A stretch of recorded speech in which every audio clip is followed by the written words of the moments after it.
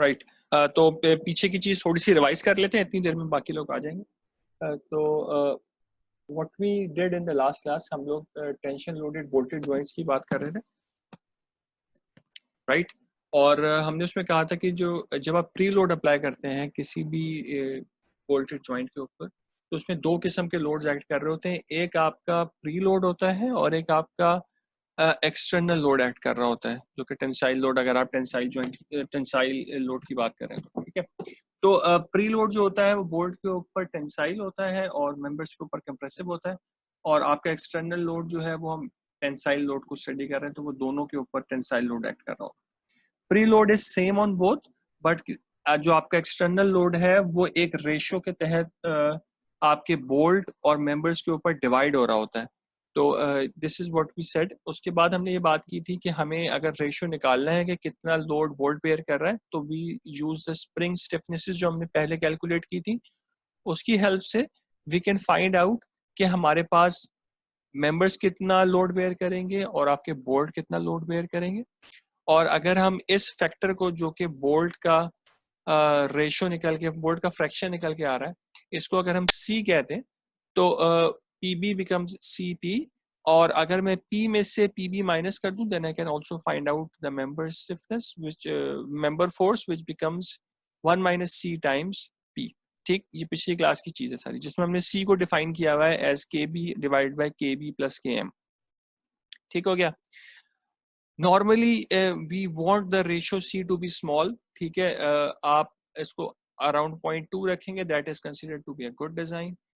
एक एग्जांपल हमने देखी थी, सिंपल सी उन्होंने बनाई थी कि डिफरेंट ग्रिप लेंथ्स के लिए अगर एक बोल्टेड जॉइंट को हम कंसीडर करें तो उसके लिए C कितना निकल के आ रहा था। इट टर्न्ड आउट कि in this joint it was actually Fairlie small, 0.2 से भी काफी कम आ रहा था।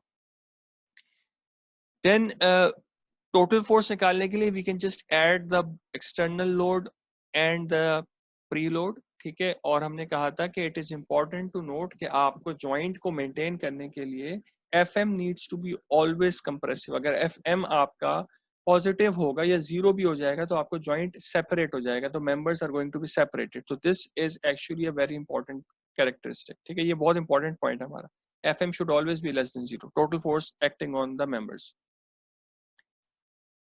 फिर हमने कहा था कि it is not very easy to actually measure the preload, तो what we can do is we can compare it to the bolt torque, और उसके लिए हमने अपना पीछे का पावर स्क्रू का फॉर्मूला यूज किया था and we came up with a equation जिसमें हमने बोल्ट के टॉर्क को रिलेट किया था बोल्ट की प्री टेंशन के साथ using several parameters of the bolt.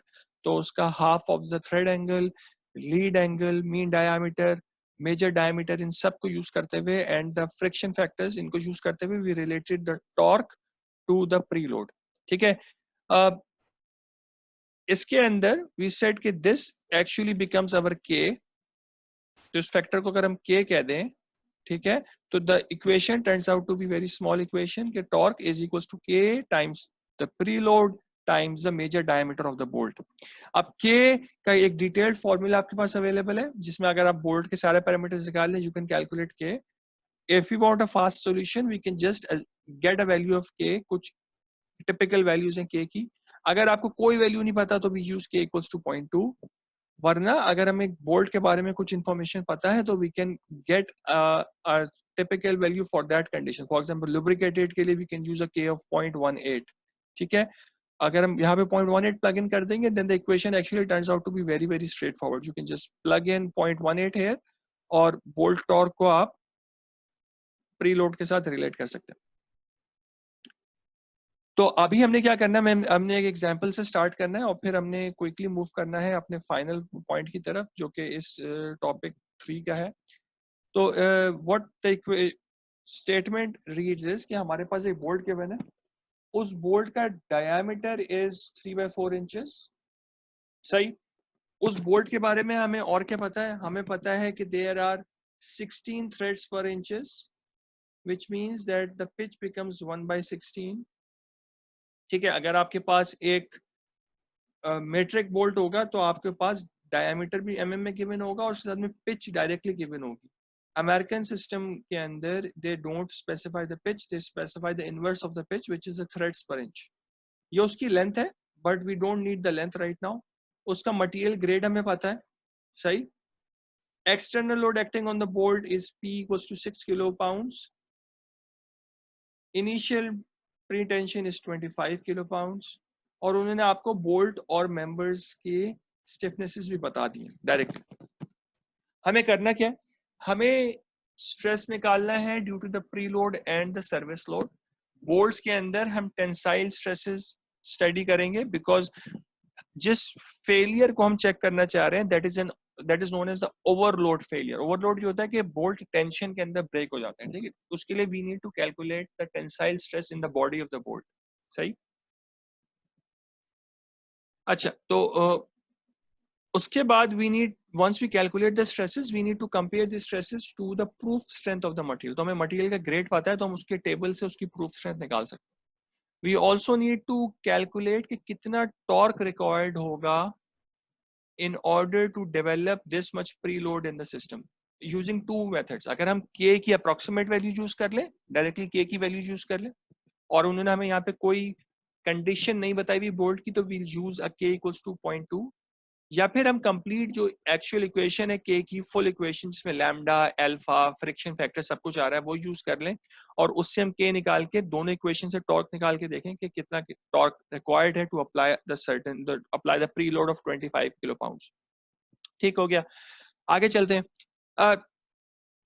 Stress निकालने के लिए आपको टेंसाइल स्ट्रेस एरिया चाहिए होगा। टेंसाइल स्ट्रेस एरिया आपके इनिशियल जो दो टेबल्स हैं मेट्रिक बोल्ट के और अमेरिकन सिस्टम बोल्ट के, जिसमें बोल्ट का डायमीटर्स और उनकी पिचेस अवेलेबल है, उसके अंदर tensile stress area directly available है। उधर से आपके डायमीटर के लिए आप टेंसाइल स्ट्रेस एरिया निकाल सकते हैं। प्रीलोड स्ट्रेस निकालना है, आप प्रीलोड फोर्स को टेंसाइल स्ट्रेस एरिया से डिवाइड करा देंगे, ठीक है। Very very straightforward stuff. अगर आपको एक्सटर्नल लोड के अंडर स्ट्रेस निकालना है, तो we first need to calculate कि बोल्ट के ऊपर टोटल फोर्स कितनी अप्लाई हो रही है। तो उसके लिए we need the stiffness constant C। आपको सारी स्टिफनेसेस पता है, केबी भी पता है, केएम भी पता है। उसके हेल्प से we can find out the total force acting on the bolt which becomes CP। This is the fraction of the external force borne by the bolt plus the preload. तो आपके पास total bolt की force आ जाएगी, और इस force को हम टेंसाइल स्ट्रेस एरिया से डिवाइड करा देंगे, तो हमारे पास सर्विस स्ट्रेस आ जाएगा बोल्ट का, ठीक है।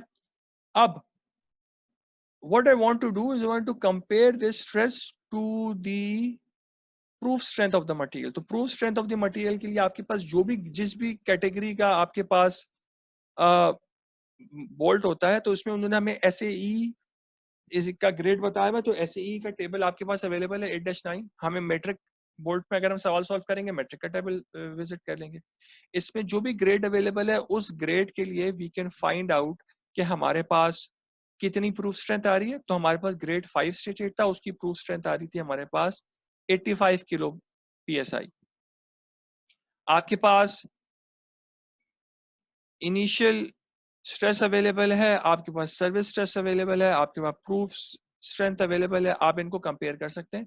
तो you can even calculate percentage errors, मतलब परसेंटेज डिविएशन निकाल सकते हैं। तो अगर मैं अपनी परसेंटेज डिविएशन निकालना चाह रहा हूँ from proof strength, that becomes, for example मैं एक केस आपको लिख के दिखा देता हूँ। तो मैं अगर परसेंटेज इस वाले केस की परसेंटेज डिविएशन निकालना चाह रहा हूँ, तो that becomes 85 minus 67.02 divided by 85 multiplied by 100, that will turn out to be 21% variation, ठीक है। 21% वेरिएशन आ रही है इस पर्टिकुलर केस की। इट्स एक्चुअली 21.18 ऐसे करके आती है, ठीक है। तो हमने कंपेयर कर लिया। अगर हम सेम काम सेकंड वाली कैटेगरी के लिए सेकंड स्ट्रेस के लिए, सर्विस स्ट्रेस के लिए करेंगे, उसके लिए भी हम कर सकते हैं सेम। तो this was the first part. इसमें अगर क्वेश्चन है तो रोक लीजिएगा मुझको, आई एम मूविंग फॉरवर्ड, ठीक है। कोई क्वेश्चन है तो प्लीज स्टॉप मी। मेरे ख्याल से बहुत सिंपल काम चल रहा है अभी तक। कोई क्वेश्चन है तो I am going to repeat it. अच्छा जनाब, दूसरा काम हमने ये करना था कि हमें अब टॉर्क निकालना है। तो टॉर्क निकालने के लिए what we can do is we can use the equation KFID। पहले केस में उन्होंने बोला था कि आप सिंपल वाली इक्वेशन 8-27 यूज कर लें, in which case we can just use a typical value of K। क्योंकि उन्होंने हमें बोल्ट की कोई कंडीशन नहीं बताई हुई, तो typical K value becomes 0.2। 0.2 plug in करें, 25 किलो पाउंड्स प्लग इन करें, diameter is 3/4 given in the question, which becomes 0.75. Plug everything in, gives you a torque of 3750 pound force inch. Again, this can be in metric system. Equation में कोई फर्क नहीं पड़ेगा. आप इसके अंदर अगर अपनी फोर्स न्यूटन्स में डालेंगे, अपना डायमीटर मीटर्स में डालेंगे, तो आपके पास टॉर्क न्यूटन मीटर में निकल के आ जाएगा. तो इसमें कोई स्पेशल डिफरेंस नहीं होगा अगर आप सिस्टम ऑफ यूनिट्स चेंज करते हैं. तो अगर हम सेम काम अब करना चाह रहे हैं डिटेल में, तो हमें के जो है पूरा कैलकुलेट करना पड़ेगा. ठीक, अब इसमें बहुत सारे पैरामीटर्स हैं जिनमें कुछ चीजें हमें क्वेश्चन के अंदर स्टेटेड है डायरेक्टली. तो हमें फ्रिक्शन फैक्टर्स जो थे आपके, फ्रिक्शन कोफिशिएंट्स थ्रेड का और कॉलर का, दोनों गिवन थे क्वेश्चन के अंदर 0.15. ठीक है, तो एफ और एफ सी हमें पता है. मेजर डायमीटर 0.75 हमें पता है, और हमें पता है कि थ्रेड का जो हाफ एंगल होता है that is always 30 degrees. Alpha is always 30 degrees for a bolt. अगर आप ACME थ्रेड यूज कर रहे हैं उस केस में इसकी वैल्यू डिफरेंट होगी. ठीक है, तो हम अभी बोल्ट्स की बात कर रहे हैं, तो अल्फा बिकम्स 30 डिग्रीज. और हमें क्या निकालना, क्या है, हमें लैम्डा निकालना है. लैम्डा हमें नहीं पता, हमें लैम्डा की रिक्वायरमेंट है, हमें लैम्डा नहीं पता. इनफैक्ट हम टेंजेंट लैम्डा डायरेक्टली निकाल लेंगे तो वी आर गुड. हमें मीन डायमीटर डीएम भी नहीं पता. ठीक, तो मीन डायमीटर डीएम निकालने के लिए we need to calculate DR. अगर हमें डीआर पता चल जाएगा तो हम मीन डायमीटर निकाल सकते हैं, और हम फिर डीएम से लैम्डा भी निकाल सकते हैं. तो lambda becomes the lead divided by pi DM. सही, ये सारी डेफिनेशंस हमने जो थी इनिशियली पढ़ी हुई. लीड क्या होती है? लीड ये होता है कि lead is equals to N P. N is कि आपके पास कितने पैरेलल में थ्रेड्स रिवॉल्व कर रहे हैं. तो इस केस में एक सिंगल थ्रेड रिवॉल्व कर रहा है, बिकॉज उन्होंने हमें कोई इन्फॉर्मेशन नहीं दी हुई, तो we are going to assume a single start, एक सिंगल हेलिक्स अज्यूम कर लेंगे. तो L becomes NP. P is 1/n, हमने जो बात की थी. ठीक है, तो L becomes P and it turns out to be 0.0625. अब N हमें पता था 16 threads per inch से, तो हमने 1/16 कैलकुलेट करके निकाल लिया. That becomes our lead. अब हमारे पास जो चीज बाकी रह गई है, that is only DM. हमें DM निकालना है, तो हम पूरा सवाल सॉल्व कर सकते हैं. उसके लिए हमें DR कैलकुलेट करना है. ठीक है, तो DR कैलकुलेट करने के लिए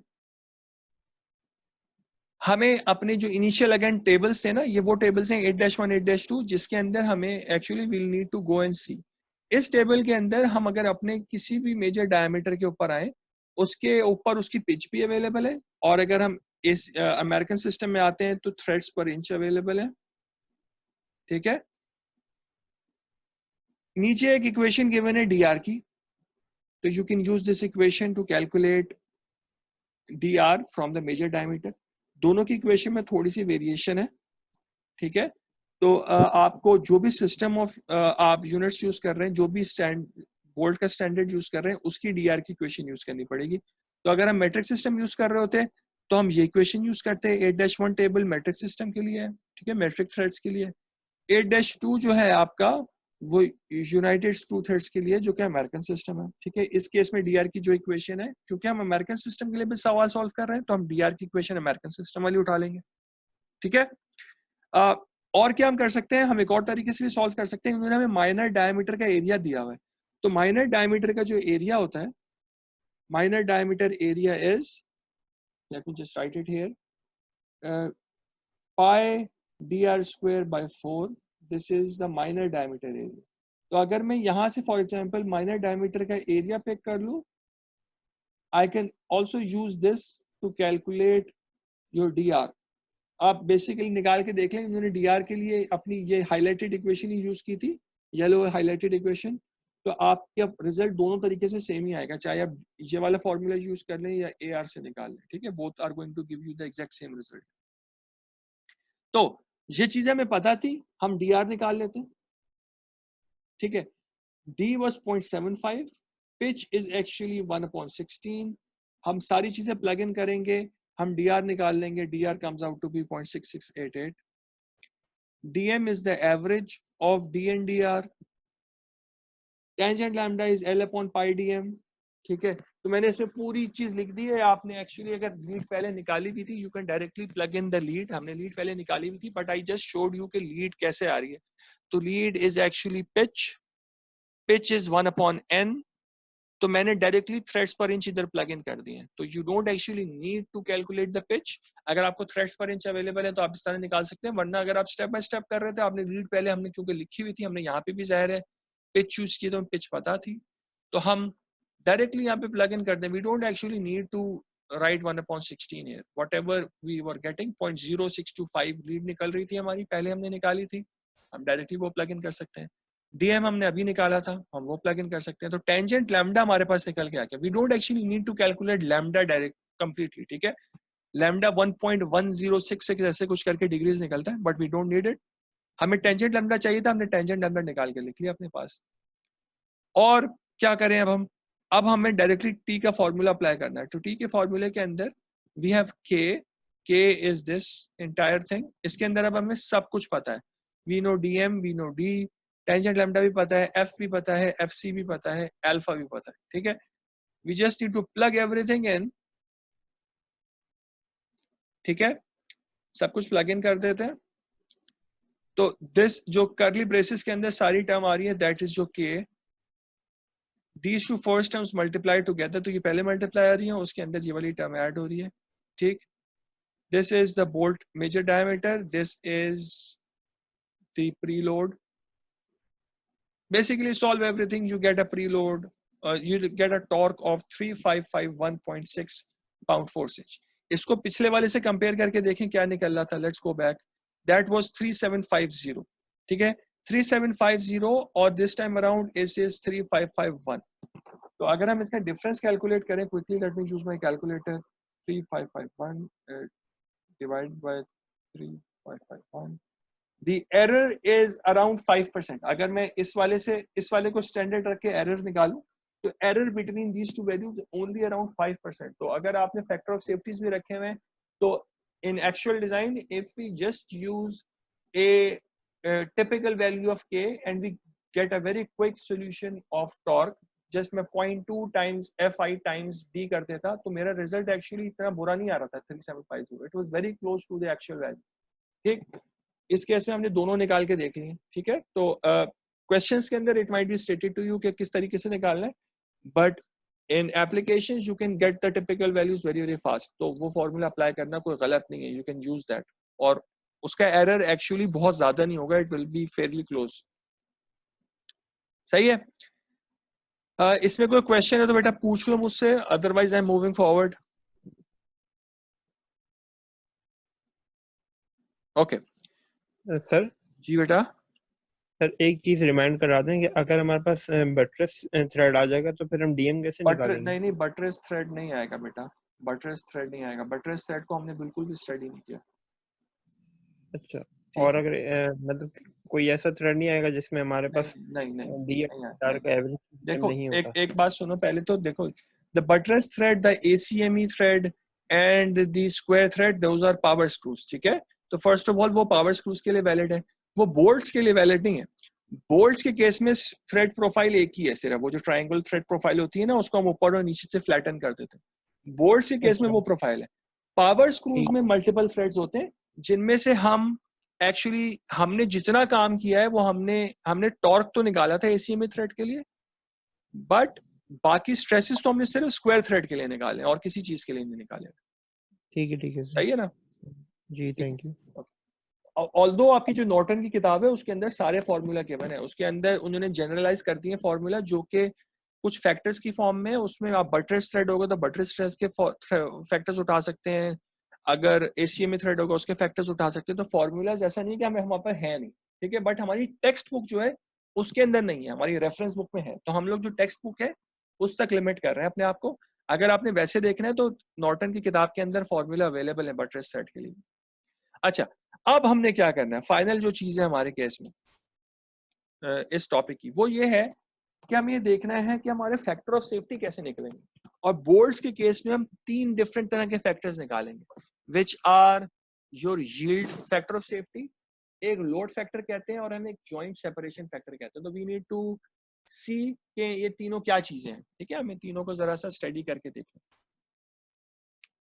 अब yielding factor of safety is the standard factor of safety which we have studied before. So yielding factor of safety is your strength divided by your stress. ये तो हमें पता है ना, हमारी स्टैंडर्ड चीज है बिल्कुल, कि हमारे पास जो यील्डिंग का आपके पास स्ट्रेंथ यूज हो रही है, हम लोग इसमें प्रूफ स्ट्रेंथ ही यूज करेंगे, ठीक है। बिकॉज प्रूफ स्ट्रेंथ को हमने बोला था कि प्रूफ स्ट्रेंथ वो स्ट्रेंथ होती है जहां पे एक्चुअली प्लास्टिसिटी स्टार्ट हो जाती है। यील्ड स्ट्रेंथ जो होती है उस पे सिग्निफिकेंट मटेरियल प्लास्टिकली डिफॉर्म हो चुका होता है। तो हम लोग यहाँ पे जो फैक्टर ऑफ सेफ्टी कैलकुलेट कर रहे हैं उसके अंदर हम प्रूफ स्ट्रेंथ यूज करेंगे। तो आपके पास टेबल के अंदर यील्ड स्ट्रेंथ भी अवेलेबल है, प्रूफ स्ट्रेंथ भी अवेलेबल है, टेंसाइल स्ट्रेंथ भी अवेलेबल है, बट हम लोग प्रूफ स्ट्रेंथ के थ्रू अपने फैक्टर्स कैलकुलेट कर रहे हैं। सही है। तो this is proof strength divided by the total stress in the bolt.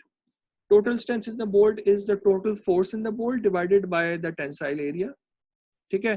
तो अगर हम 80 को ऊपर ले जाए तो we get a formula for the yielding factor of safety। ये स्टैंडर्ड फैक्टर ऑफ सेफ्टी है कि हमारे पास अभी बोल्ट में कितना स्ट्रेस है और हमारी स्ट्रेंथ कितनी है, तो हम कितना एडिशनल स्ट्रेस बेयर कर सकता है हमारा बोल्ट। अगर ये मेरा फैक्टर 2 आ रहा है, इसका मतलब क्या होगा? इसका मतलब ये होता है कि मेरा जो करंट स्ट्रेस है ना, वो अगर डबल हो जाएगा फिर मेरी प्रूफ स्ट्रेंथ रीच होगी, तो फिर मटेरियल में प्लास्टिसिटी स्टार्ट होगी, ठीक है। अब इसमें ये देखें कि इसके अंदर आपकी टोटल जो प्रूफ जो यील्डिंग फैक्टर सेफ्टी है, इसमें अगर आप प्री लोड बढ़ाएंगे ना तब भी आपका फैक्टर ऑफ सेफ्टी इफेक्ट हो रहा है, और अगर आप अपनी अप्लाइड फोर्स बढ़ाएंगे तब भी आपका फैक्टर इफेक्ट हो रहा है, ठीक है। तो this is a function of both of them. इसी वजह से what we have done is we have come up with other factors as well. अब जो सेकंड वाला फैक्टर है ना, इसमें सेकंड वाला is dependent on only the external load P. तो इसको थोड़ा सा देखते हैं कि सेकंड वाले में क्या काम हो रहा होगा। थोड़ा सा इसको आपको ना एनालाइज करना पड़ेगा to get what we are trying to do. हमने किया क्या? हमने स्ट्रेस का फॉर्मूला लिख दिया। तो essentially what we have written is the formula for stress. So this thing should be our stress in the system. Stress क्या होता है? आपके पास प्रीलोड और जो आपका एक्सटर्नल लोड है, total force divided by the tensile area gives you the stress, ठीक है। तो हमने किया क्या? हमने कहा कि मैं अपने एक्सटर्नल लोड को कितने फैक्टर से बढ़ाऊं। मेरा नॉर्मल एक्सटर्नल लोड क्या होता है? मेरा नॉर्मल एक्सटर्नल लोड होता है सीपी। हम यहाँ पे कह रहे हैं कि मैं अपने एक्सटर्नल लोड को किस फैक्टर से इंक्रीज करूं कि मेरी प्रूफ स्ट्रेंथ रीच हो जाए, ठीक है। तो there is a difference between the first one and the second one. The first one is the general factor of safety. तो एनपी, अगर मैं इस केस में अगर सेम टाइप का फॉर्मूला पहले केस के लिए भी लिखूं ना, तो formula in this case becomes sigma B times NP is equals to S.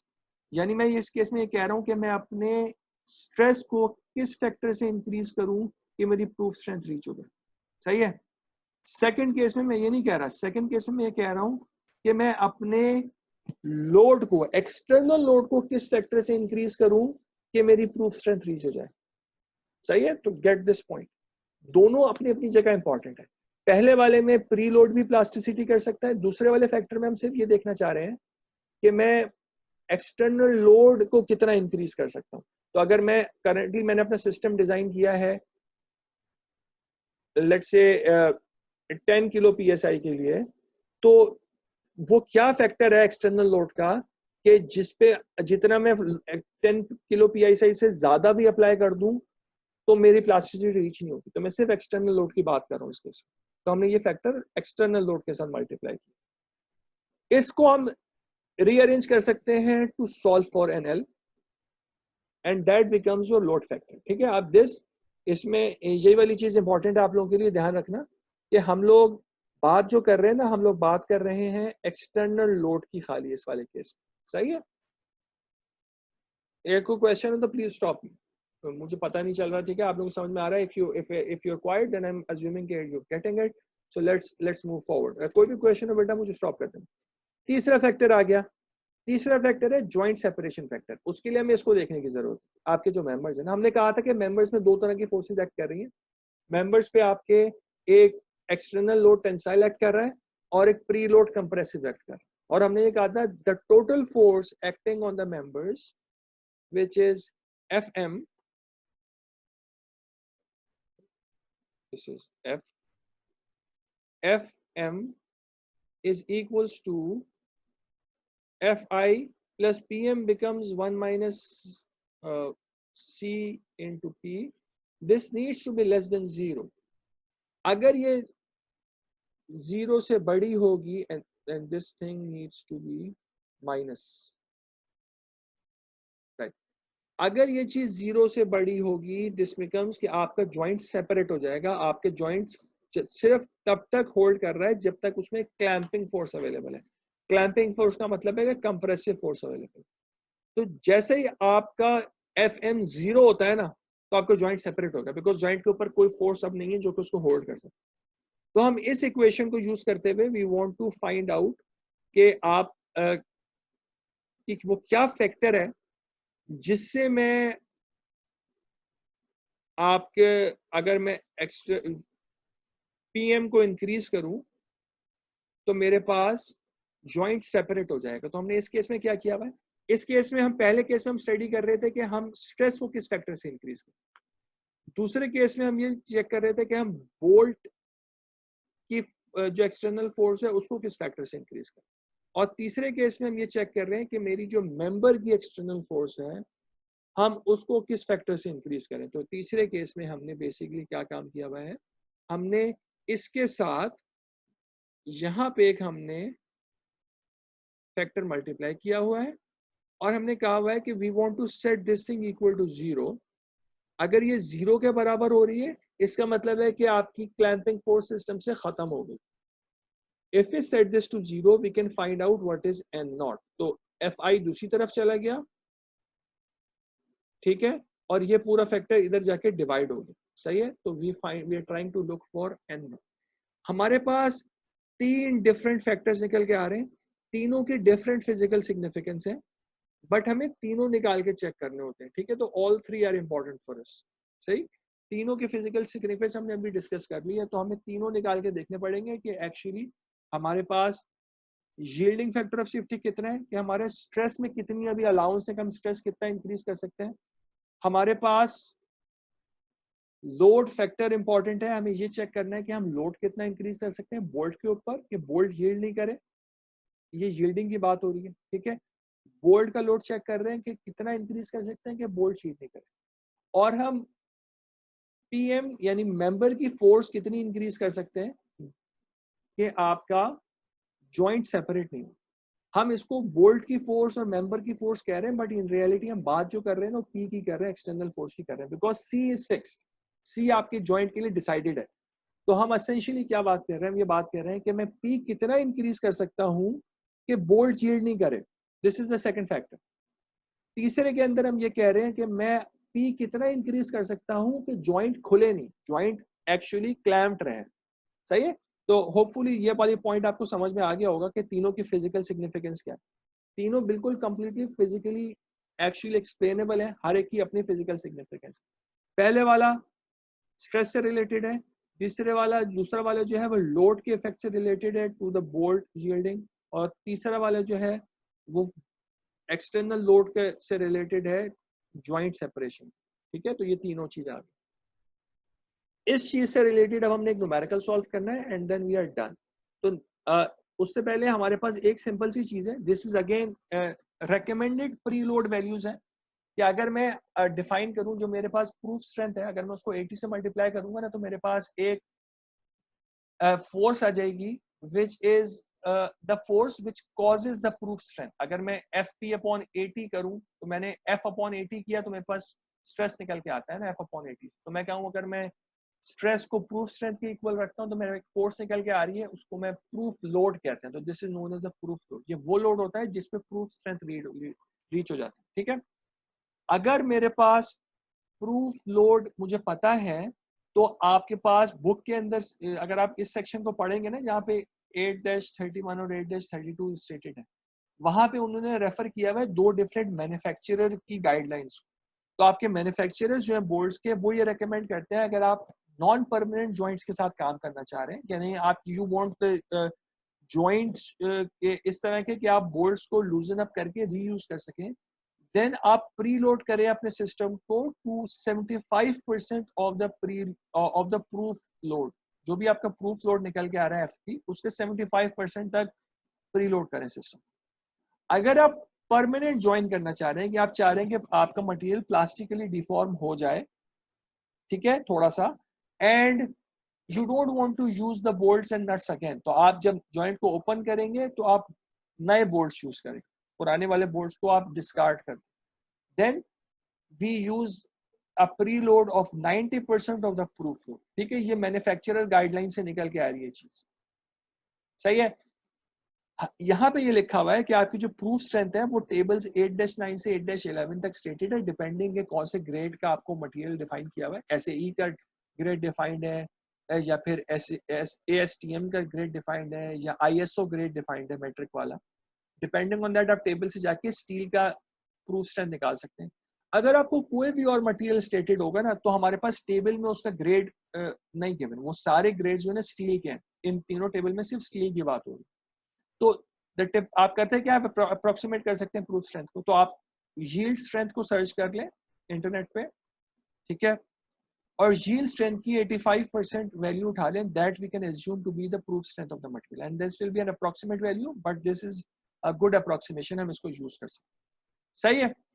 तो अब आ जाते हैं अपने न्यूमेरिकल के ऊपर। न्यूमेरिकल हमें ये कह रहा है कि आपके पास एक जॉइंट है जो कि नट एंड बोल्ट से टाइट हुआ हुआ है, आपके पास बोल्ट का डायमीटर, उसके थ्रेड्स पर इंच, उसकी लेंथ गिवन है, तो आपके पास उसका डायमीटर भी गिवन है, ठीक है, आपके पास उसकी पिच भी गिवन है, तो 1/11 क्योंकि थ्रेड्स पर इंच हमें पता है, ठीक है, आपके पास उसकी लेंथ भी गिवन है, सही। तो वो कह रहे हैं कि पहले आप KB, KM और C निकालें। हम लोग KB और KM अभी नहीं निकालेंगे, इसका न्यूमेरिकल हम कर चुके हैं, पूरा मैंने यहाँ पे कॉपी किया हुआ है सब कुछ, you can go through this, ठीक है।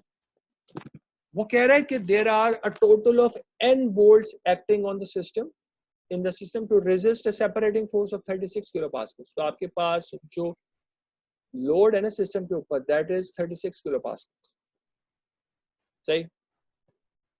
हमें करना क्या है, हमें KB, KM, C निकालना था, हम वो भी नहीं निकालेंगे, हम सिर्फ दूसरा चीज से पार्ट्स पे फोकस करेंगे जो कि हमारे नए टॉपिक से रिलेटेड है। हमें निकालना ये है कि कितने बोल्ट्स रिक्वायर्ड हैं to ensure a load factor of 2। load factor now is the second factor जो हमने स्टडी किया, ठीक है, इसको हम देखते हैं हम कैसे यूज करें। और अगर मैं अपने इससे जो मैंने बोल्ट्स निकाले थे उस बोल्ट से अपने तीनों फैक्टर्स निकालूं, यानी लोड फैक्टर भी निकालूं, अपना यील्डिंग फैक्टर भी निकालूं और जॉइंट सेपरेशन फैक्टर भी निकालूं, तो उनकी क्या वैल्यूज निकल के आती है। सिंपल सा काम है, करके देख लेते हैं। पूरा मेथड जो है ना आपकी KB और KM कैलकुलेट करने का, वो यहाँ पे जो स्टेप्स एग्जाम्पल के अंदर मिसिंग भी थे वो सारी चीजें मैंने पे लिख दी है, you should go through this, ठीक है। उन्होंने इनफैक्ट लेंथ निकाल के भी शो की हुई है, लेंथ ऑल्दो आपके पास क्वेश्चन में स्टेटेड थी, ठीक है। जब भी आपके पास इस तरीके से डाटा गिवन होता है तो this third quantity here is the length, तो 2 1/4 is 2.25 inches is the length. और यहाँ पे इस क्वेश्चन के अंदर they have also actually calculated length for you, length निकाल के भी उन्होंने दिखाई भी है कि 2.25 कैसे आ रही है। 2.25 लेंथ निकाली, उससे हमें अनथ्रेडेड लेंथ निकालनी पड़ेगी, threaded length of the grip निकालनी पड़ेगी, आपको टेंसाइल स्ट्रेस एरिया टेबल से मिल जाएगा, आपको अनथ्रेडेड स्ट्रेस एरिया जो है वो मेजर डायमीटर से मिल जाएगा, and you can calculate KB। Steel का हमने E यूज करना है, स्टील का E यूज करना है। KM निकालने के लिए हम वो फॉर्मूला यूज कर रहे हैं यहाँ पे जो कि सेम मेंबर्स के लिए होता है। जब भी मेंबर सेम होते हैं तो KM का वो फॉर्मूला यूज होता है जो सेम मेंबर के लिए है। इसमें लीड इंपॉर्टेंट होती है, मेजर डायमीटर इंपॉर्टेंट होता है, हम वो यूज कर सकते हैं, ठीक है। ये वाली चीज हो गई, KM निकाल लें, C निकाल लें, यहाँ तक काम सीधा है।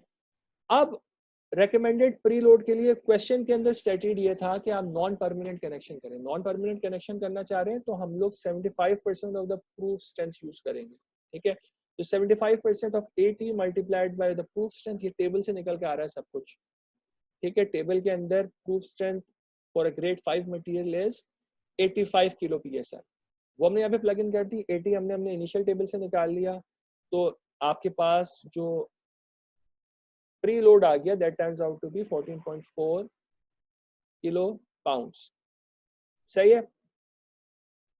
लोड फैक्टर ऑफ सेफ्टी जो होता है आपके पास दैट इज दिस, ये हमने इक्वेशन अभी देखी थी थोड़ी देर पहले, ठीक है। इसमें C is our spring stiffness constant P is the external load, preload हमने निकाल लिया, अप्लाइड लोड हमें पता है 36 किलो पाउंड है, सही है।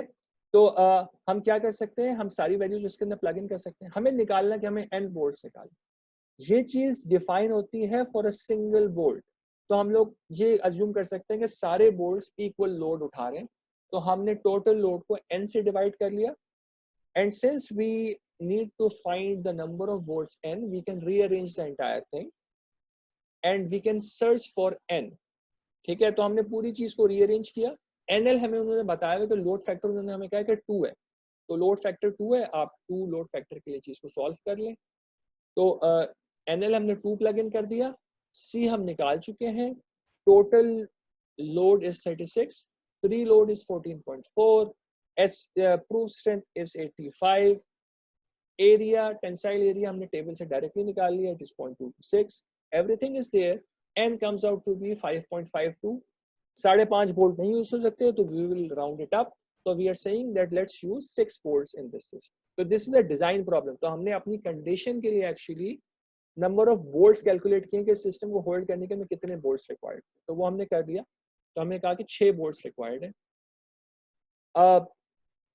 फाइनली उन्होंने हमें कहा था कि जब आपने बोल्ट्स निकाल लिए हैं तो जरा अपने एक्चुअल फैक्टर्स में निकाल लीजिए। तो हमें 3 फैक्टर्स हैं, हमें हर चीज इसमें पता है, हमें P भी पता है। P कैसे निकलेगा, एक बोल्ट के ऊपर 36 divided by the number of bolts, ठीक है। हर जगह पे हम सिंगल बोल्ट के ऊपर लोड चेक कर, स्ट्रेंथ पता है, 80 पता है, C पता है, P पता है, FI पता है, तीनों के अंदर we can plug everything in, और हम लोड फैक्टर निकाल रहे हैं, हम यील्डिंग फैक्टर निकाल रहे हैं, और हम ज्वाइंट सेपरेशन फैक्टर निकाल रहे हैं। इसमें हमें ये नजर आ रहा है कि आपका जो सबसे छोटा फैक्टर है ना, that is your yielding factor of safety, सही।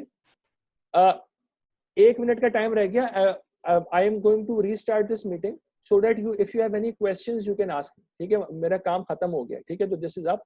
तो इफ यू तो लेट्स रीजॉइन अटेंडेंस, मैं इसी से सेशन से काउंट कर लूंगा, but just rejoin to answer any questions if you have. 1-2 minute के लिए आ जाए, अगर क्वेश्चन हो तो आंसर कर ले। बेटा कोई क्वेश्चन हो तो क्विकली मुझसे पूछ लें आप लोग, ताकि फिर हम लोग इसको एंड कर सकें, ठीक है। हम लोगों ने इसमें क्या कर रहे थे, हम लोगों ने सिर्फ इसमें ये किया कि हमने लोड फैक्टर्स निकाल लिए, और हमें इससे लोड फैक्टर्स से हमें ये नजर आ रहा है कि हमारा अगर एक्सटर्नल लोड 2 टाइम्स भी बढ़ जाएगा ना, तब हम लोग प्रूफ स्ट्रेंथ के अंदर अंदर रहेंगे। बट अगर मैं टोटल स्ट्रेस को 1.16 टाइम्स इंक्रीज करूंगा तो मैं यील्डिंग में आ जाऊंगा, ठीक है। और joint separation is fairly far away, तो ज्वाइंट सेपरेशन काफी दूर है, तो अगर मैं 3.8 टाइम्स एक्सटर्नल लोड को इंक्रीज करूंगा फिर मेरा ज्वाइंट सेपरेट होगा, ठीक है। तो please ask your questions if you have any issues. Attendance अगर लिख दी थी तो दोबारा लिखने की जरूरत नहीं है, पहले सेशन से उठा लूंगा बेटा अटेंडेंस। तो क्वेश्चन तो पूछो बेटा। सर जी सर मैं एक क्वेश्चन पूछ सकता हूँ असाइनमेंट के हवाले से, ये तो समझ आ गया। असाइनमेंट है बेटा वैसे, चलो लेकिन पूछो। असाइनमेंट में टिपिकली हम बहुत सारी चीजें बताते नहीं है, लेकिन चलो जनरल चीजें बता देंगे, बताओ पूछो। सर मैं ये पूछ रहा था, जब हमें क्वेश्चन नंबर 3 दिया हुआ था तो उसमें नट के साथ ना वॉशर दिया था, और वो कह रहा था कि अंडर दी नट के जो वॉशर लगा हुआ वो नट के साथ लगा हुआ है। ठीक है और क्वेश्चन तो क्वेश्चन 4 में इसने कहा था कि नेट को हमने एलिमिनेट कर दिया है, तो मैं ये पूछ रहा था कि वॉशर जो है फिर उसको हम कंसिडर करेंगे या नहीं, क्योंकि वॉशर को तो फिर हम जो हम हेड बोल्ट के साथ हम फिर लगा सकते हैं, तो उसको भी एलिमिनेट कर देंगे या हम उसको कंसिडर करेंगे उसको। स्टेटेड नहीं है ना, तो तुम लोग देखो, मेक अ जजमेंट।